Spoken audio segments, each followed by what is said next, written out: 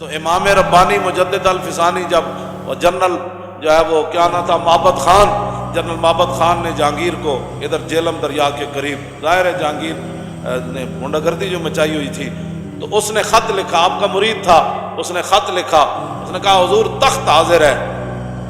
تو یہ ہے بے نیازی ناز ہا دارت بسے۔ آپ نے فرمایا تینوں کی نے کیا اسی تخت واسطے محنت کر رہے چھڑ دے جہانگیر نو، اسی تخت واسطے نہیں، اسی جہانگیر کو حضور دا دین تخت بنوانا ہے۔ امام ربانی نو بعد جدوں جہانگیر سدھا ہو گیا نا، امام ربانی شرطاں لائیاں تے جدوں سدھا ہو گیا نا، اج بھی جہانگیر دے بارے جڑے صاحب کشف لوگ ہیں نا، جنہاں نو کشف قبور حاصل ہے، قبراں تے جا کے صاحب قبر نال گلاں کرنے، اج بھی مینوں ایک صاحب کشف نے دسیا، انہوں نے کہا جدوں میں جہانگیر دے مقبرے تے گیا تے میں ویکھیا تے اوتے جہانگیر بیٹھ کے قبر وچ قرآن پڑھ رہے سی۔ اے وہ امام ربانی دا فیض سی کہ آج جہانگیر اج بھی قبر بیٹھ قرآن پڑھدا ہے۔ تے جہانگیر جدوں سیدھا تیر ہو گیا نا تو کہنے لگا حضور قیامت نو کی بنے گا؟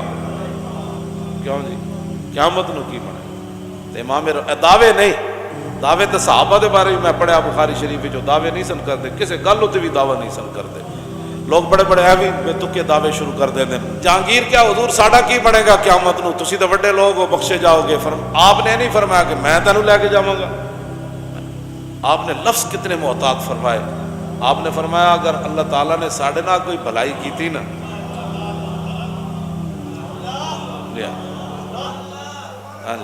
نہاد شاخ پر میوہ سربا، اتنا پھل لگے ہو نا شاخ نہ ہو ہمیشہ جھکی ہو، سرو دا بوٹا انج ہوندا جتنا پھل ہو انج۔ آپ نے فرمایا لفظ کتنے محتاط فرمائے، فرمایا جے قیامت والے دن رب نے ساڈے نال کوئی بھلائی کی تھی نا تے میں تیرا ہاتھ پکڑ کے تینوں جنت وچ لے جاواں۔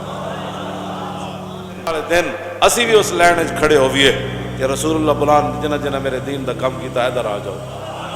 کیوں جی اسی بھی اس لائن وچ جا کھڑے ہو جائیے، اسی بھی انہاں دے پاؤں مبارک نو پکڑ کے قیامت نو کہیے کہ اساں بھی جناب تواڈے نال آیا، رہے گا یوں ہی ان کا۔